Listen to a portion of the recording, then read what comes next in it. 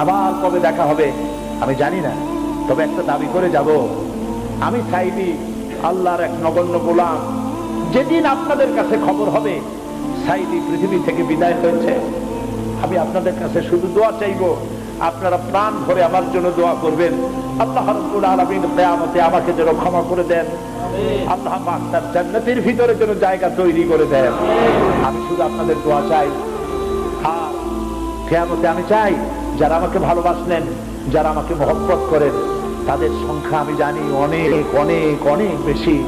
আমি আল্লাহকে বলবো, আল্লাহ আমাকে যারা ভালোবাসে এরা আমার মায়ের পেটের ভাইরা, এক জেলার মানুষ নয়, অথচ আমাকে ভালোবাসে শুধু দিনের জন্য।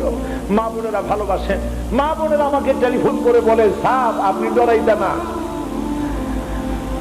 কাঁদবে এবং টেলিফোন করে আমার কাছে আমার জন্য আমাকে দোয়া করে।